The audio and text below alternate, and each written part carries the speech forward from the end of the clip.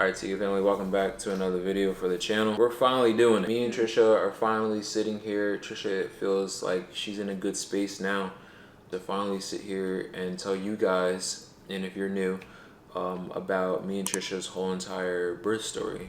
More so Tricia because she went through the whole entire labor and delivery. But I mean, even for me, like, it was a lot. Yeah. Like, even during the one serious point where it came into like the labor and delivery, where Tricia didn't even know what was going on. Like she had blacked out. She had no idea what was going on. She was just talking to Kyla, like literally sitting there talking to Kyla, sweet talking to her, and I was like, it was a lot for me. What I was seeing happening was literally like the movies where, I don't know, We'll get into everything. It's been taking a long time for us to be, and especially me, to be ready to talk about this. It was super emotional. That's the thing. Like, there was so much going on in that room that like... It's overwhelming. Yeah.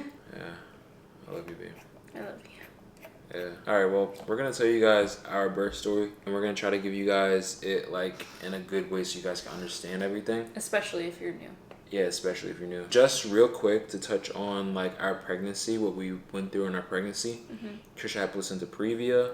She overcame that. Kyla had some liquid around her heart, which she also overcame that. So there's no more liquid around her heart. Weeks, I know a lot of you guys were showing so much support and asking about that too. So just in case some of you guys didn't catch about her heart situation, she no longer has any more fluid. Before we jump into the story, I just want to preface this with a little disclaimer saying that this is a traumatic story for me and Cameron and our birth story. If you had a worse situation or you don't think this is bad, like, this is just how it affected us mentally, but I would do it 50 million times over if I could have this little girl in my arms again. So I just want to preface it by saying that it's taken a long time for me to actually accept what happened and be ready to talk about it with you guys, not just my friends and family. So just clarifying on what you said again. Like, there's definitely worse stories out there, but we just want to be able to share ours with you guys. You know what I'm saying? We always wanted to share. Starting with the first thing that happened, it was a normal day where we went for a follow-up. Yeah, my 39-week just appointment. Follow-up. Yeah. Like, we were super happy. Baby girl was gonna come here any day. We actually went into the room, and Tricia got to see if she was dilated. Doctor left, came back in, and was like, look, she's not getting enough nutrients in there. There's really just no point of her being in. She'll be better on the outside. So yeah, because the week before I had a growth scan, and they measured her at 6'7" and said that she was like pretty low in the growth percentile, and that I should possibly think about getting induced on my due date, not the week before. She was like, yeah, you guys, you're gonna get induced. Yeah. And she gave us some dates, and she said, think about it, and either tonight, and we were like, whoa, or beginning of the next week. Yeah. So as soon as she left, a sad Billie Eilish song started playing in the room. It was like so weird. As soon as the door closed, it started playing. So we actually went out. We told them the week before, the starting of the next week, and they were like, actually, she said she really recommends you coming tonight. So we were like, whoa. Went to the car. Of course I'm gonna do it. I'm not gonna right. And a lot of people thought that Tricia was being selfish and she waited until next week, but we were trying to hide it from you guys. Yeah. But anyways, we went to the car. We were crying for probably like a good 10 minutes in the car for like an hour. And we were just like really sitting there like, wow, like it's crazy that you sit there and, you know what I'm saying? Like, yeah. I just didn't know it was going to happen that fast. Like, I knew I could have the baby at any time, but to be told, hey, you're going to have the baby tonight, whether you like it or not, type of thing. And it's your first kid. Yeah, not exactly like that, but I just thought that I would have that fairy tale water breaking. Nah, that did not happen at all. And it was mentally a lot for me to handle. And like the crying was like a crying of like shockness. Yeah. Like, what? Our daughter, we're going to meet our daughter tonight? It was out of our control. That was the issue. Or not the issue, but like that's what really put us in shock and started off like the mental... The emotions. Yeah, the mental struggle for me at least, where I felt very out of control of the situation, which I did not like. So then we went home, we did the baby mama dance that you guys saw, that you guys absolutely loved. We packed up, and then we went to the hospital. Yeah. Also, guys, all the stuff that we took in our hospital bags, you really don't need all that stuff at all. No. But it's always good to have it just in case. We get into the hospital. The emotions was rising like crazy. It was happening. Like, yeah, it was happening. We were about to meet our first baby ever. It was literally insane. We get into the room. Tricia gets ready. She gets undressed and everything. I'm sitting there like, you know, propping everything out. I'm like, oh, it's time, you know. I do want to say, like, ignoring everything else that Tricia's about to tell you guys, it was super hard for me as the significant other, just only there for support. There was not much that I can do. When Tricia was having contractions, there was not much I can do, and it hurts when you see your beloved like in pain and you can't do nothing. You know what I'm saying? Like, you can't do nothing but be there. It's almost like I had to sit there and like just see it and hear it. Like, I mean, obviously I was there trying to like help her, like, oh babe, what do you need, but like it hurts, like, you know what I'm saying? So you could tell him like, yeah. So pretty much we get to the hospital, and the way that the induction process worked, I did not do any research when it came to induction. So I had no idea what I was getting myself into. First, they checked how dilated I was, and I was 1 centimeter. So I don't know if the baby mama dance did that or what, but regardless, I was 1 centimeter dilated going into the induction. They tried to insert the water balloon type of thing that goes on either side of your cervix. I was unable to get that in because Kyla's head was so low into my cervix and my cervix was so high and pushed back. So they couldn't get it in there. So then they were like, okay, we're gonna do the Cervidil, which kind of is like a sideways tampon, it looks like, but it hurt really bad going in. It hurt very, very bad. And then my contractions began. So they were pretty painful, but bearable. And with that, I started to get really bad nausea. I threw up that night. I had an extreme migraine. I couldn't really take anything for it. Following into the next morning at 7 a.m., they took the Cervidil out. Yeah, so we did 1 full day. Yep. In the hospital. Even like those times when the doctor was coming in to try to see if they could break Tricia's water. Yeah. And they were like, oh, no, we can't do it this time. We'll come back. I would sit there and be like, wait, what does that mean? You know what I'm saying? Like, why can't they break your water? And like panicking, like there's so much stuff going in my head. So, you know, I was just playing with my emotions as well. Now mind you, in our labor and delivery video, we have like better like timeline of everything. This was 5 weeks ago, so I'm just trying to remember. At some point, they checked my cervix. I was about 2.5 centimeters dilated. That was when they tried to break my water. They couldn't do it because you guys saw in labor and delivery, I wasn't screaming. That was the one time where I like literally could not hold myself because the pain of them trying to get up there because my cervix was so pushed back was really, really painful. And at that point, mentally, I'm sitting there and I'm like, I know obviously this isn't true, but in that moment, I'm like, why is my body failing me? Why am I not dilating? What is happening here? My baby is under stress because during all of that, the baby kept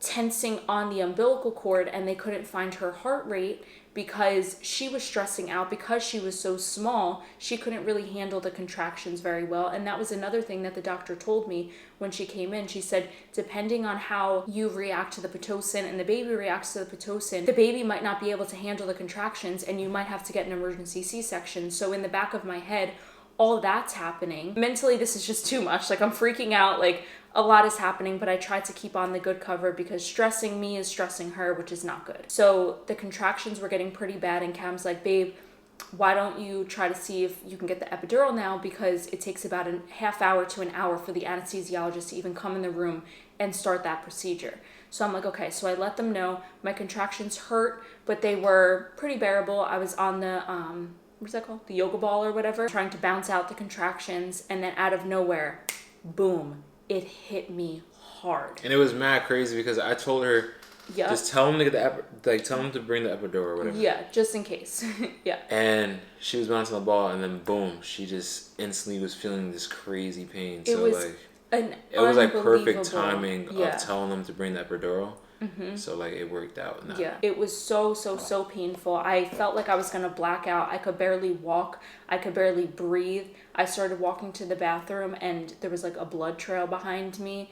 And Cameron made sure with the nurse that was okay, but like I was bleeding and apparently it was normal. But in my head, I see blood. You're not supposed to see blood when you're pregnant, so I'm freaking out. I mean, even like me, like. I don't know nothing. Yeah. Tricia knows more than what I know. Yeah. So like when I'm seeing that, I'm just like, daddy sorry. But when I'm seeing that, I'm like, yo, what's going, like, Yeah, I'm you thinking see about blood, Tricia, yeah, I'm like- thinking about the baby, I'm thinking about Tricia, the baby, like, it's like, what do I do? Thank God it was normal. What's the matter? Probably just pooping. So then, jump forward a couple, hours later, I finally had my epidural done. Very painful. Moving on, whatever. And then my water broke naturally, which actually that was the first moment where I was sitting there and I felt really confident because I'm like, wow, okay, my body did it. You know what I mean? Like my body broke its own water. That was really confident boosting for me. And then they checked me. I was 4 centimeters at 4 p.m. Then at 8:52 p.m., me and Cam were like, all right, let's take a little nap. Yeah, like, so Tricia's mom came in, we took some photos and Polaroid and everything. Tricia's mom was like, Cam, why don't you, like, close your eyes and go to sleep? And I was just like, Get a little rest. she's probably there for like 20-30 minutes now. And I was just like, yeah, I was gonna do that. And then Tricia was closing her eyes, I was closing my eyes, and then probably in the next minute or 2 minutes, well, before that, the nurse said, if you feel like you have to poop, that's most likely like the baby's pressure, head. yeah. We're just sitting there, I'm closing my eyes, I'm like this, getting comfortable, and then out of nowhere, Tricia goes, I feel like I have to poop. And I got up. I was like, wait, what? I was like, oh, you got to call the nurse in. She said, like, boom. So she called the nurse in. She checked her. And I was like, oh, yep. 10 centimeters, yeah. We were like, what? We were like, wait, huh? Like, we were like, what? Yeah. So, like, yep, it's go time. So she set up everything. I'm sitting there like, oh, my God. Oh, what? Like, I got to get...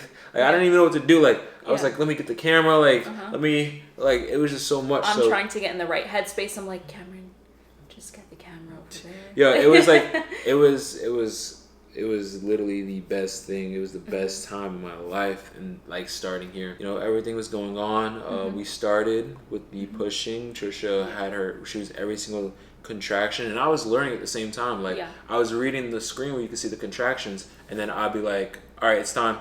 And then I had to hold Tricia's left leg up, like I had to bring it up towards her head. Which that was another scary thing because my entire left leg was like completely numb, and my right one I could feel a slight bit. So my epidural worked, but it was mostly working on my left side, so I could feel part of my right side, which was weird. So yeah, so Tricia started pushing. It was crazy, and just to let you guys know, I watched it.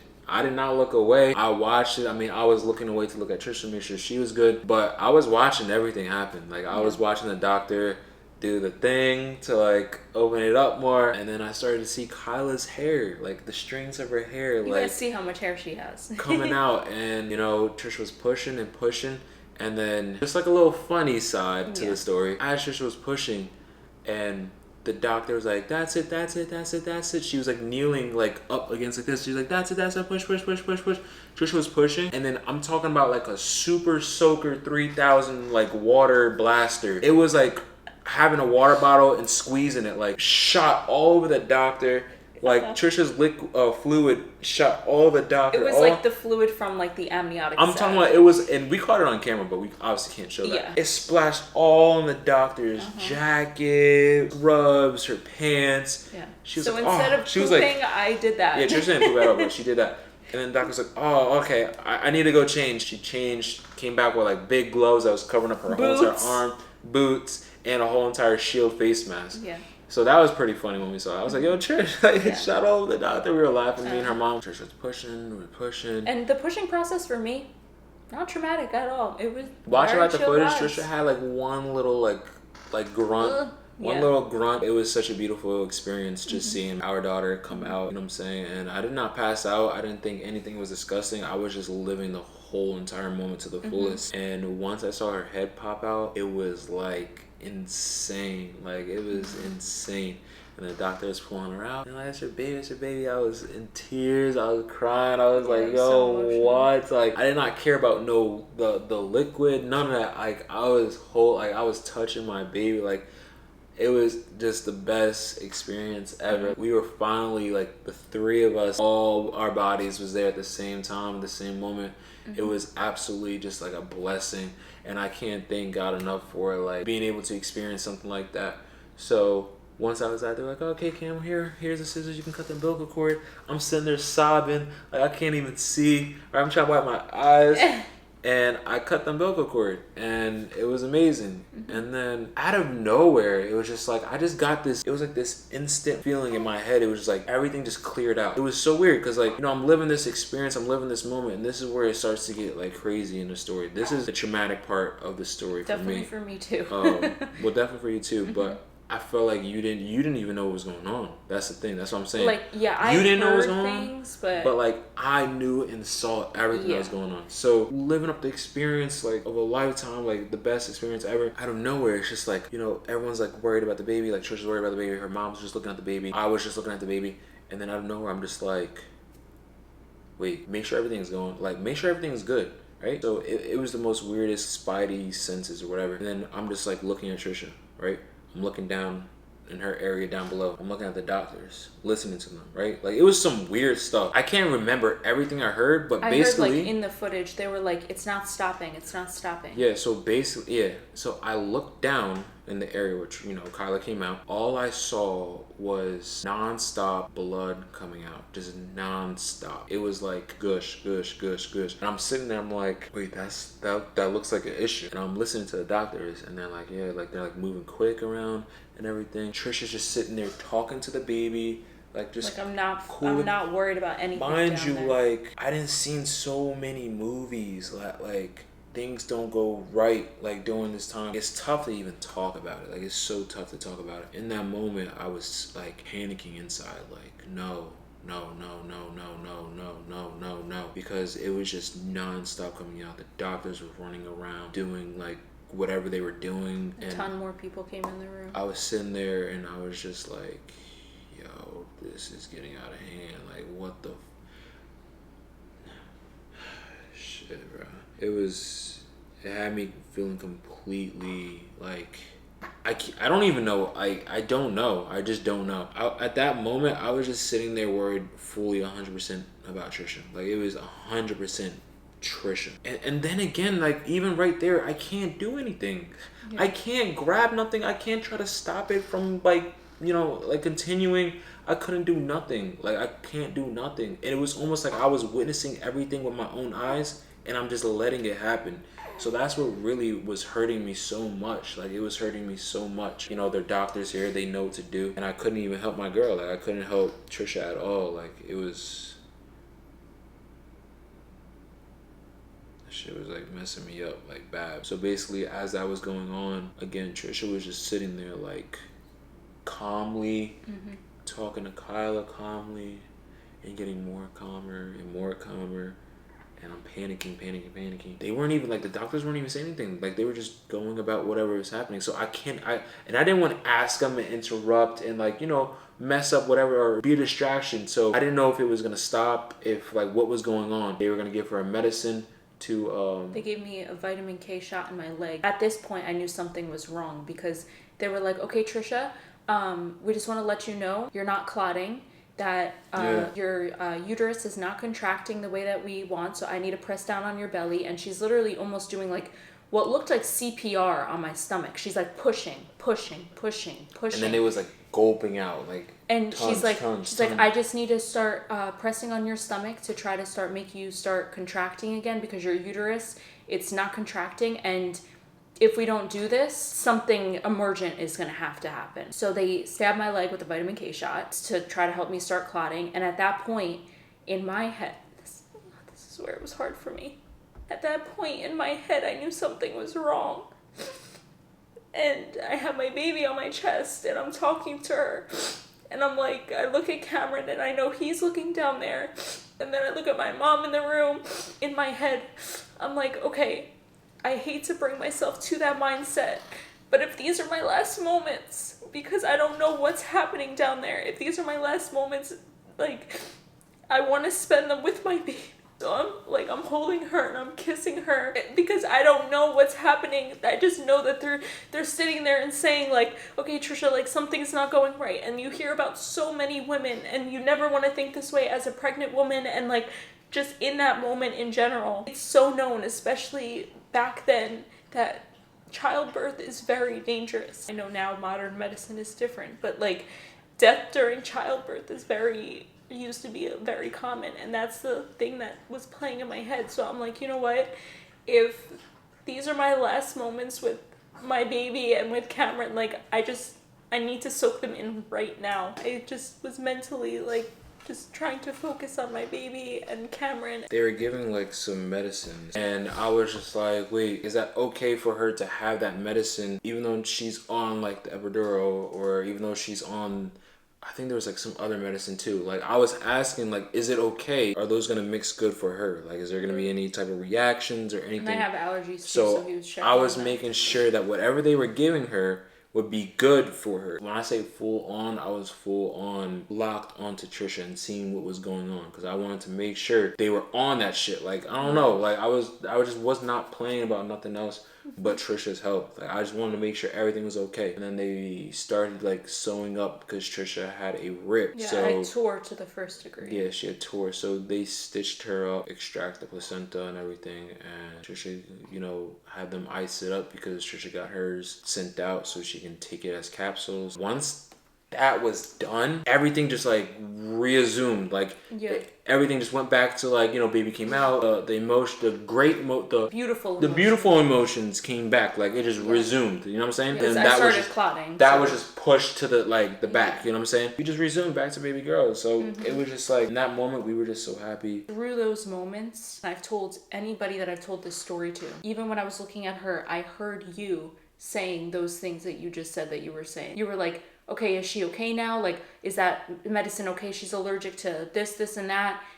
Are these things okay? And in that moment, I'm sitting there, obviously I told you guys what I was thinking about, but like looking back on it, and I remember hearing that on the sidelines, that made me grow such a different love and respect for this man right here, because he could easily have been just infatuated with the baby, and that would have been okay too. But the fact that he sat there and was thinking like, hold on, Tricia, what the heck? And he's sitting there asking all these questions and trying to figure out what the hell is going on with me and making sure I'm okay because everybody else is focused on the baby. And it's just like, the respect that I grew for you in that moment is like I don't even have words for it. Like, I appreciate it so much. Of course, like, you know, I got you. I mean, and this is something that happens a lot. I mean, it's just something that happens just naturally. Like, you wait so long for you to see your baby. Everyone's waiting so long to see your baby, especially from the day where they announce to whoever that they're pregnant.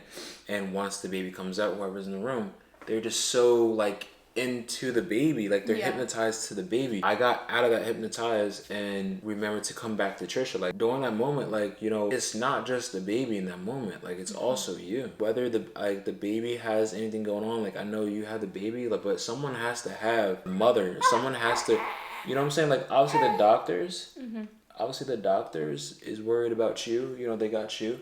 But like, even just me making sure that the medicines that they're giving you won't have a negative reaction with each other for you. You know what I'm saying? You But know, I ended up clotting and everything was fine. I went to postpartum. My leg became unnumb again. Everything just started rolling natural in recovery. But honestly though, like I said in the beginning of the video, like, even regardless of everything that happened, obviously I wouldn't want it to happen again. She is just such a blessing, like, in so many ways. The mental struggle, the physical battle, all of that is so worth it now, to just have her here. I'm going to look out for you guys because I know a lot of people would want to hear this answer. After having this whole entire birth story, would you want to have more kids? I know a lot of people would ask that question. And that's exactly why, to be honest, in that moment, I literally, right before we recorded this video, I watched our labor and delivery just so I can kind of refresh my mind, because even though in that moment, it's like, oh my gosh, this pain, oh my gosh, I almost died, oh my gosh, all these things happen. It doesn't matter once you have your baby in your arms, and it doesn't matter as long as your baby's safe and healthy and completely okay, and I'm okay. Like, none of it mattered anymore. And I would do it 10 times over to have this moment with her again, or to have our next baby be born. It's crazy. It's crazy how your mind just completely forgets the negative and just worries about this little innocent life. We're finally here together, all three of us healthy and in the best that we could be. That's our birth story. So thank you guys so much for listening and hearing out the full story. Let me know your birth story, because I would be if you guys have any birth stories, let us know down below in the comment section. If you're comfortable. Yeah, if you're comfortable. You don't have to, but if you're comfortable with sharing. Thank you guys so much. I know there's going to be so much support in the comment section, so thank you guys in advance. Yeah. You guys truly have shown so much support during the whole entire pregnancy, labor and delivery, and postpartum. Sorry it took so long for this video. It's just, it was a lot for me to be ready to talk about without breaking down, even though I did. But subscribe if you're new. Hit that bell button so you get notified every time we drop a lit video. And with that being said, we'll catch you guys in the next video. Stay lit. Peace.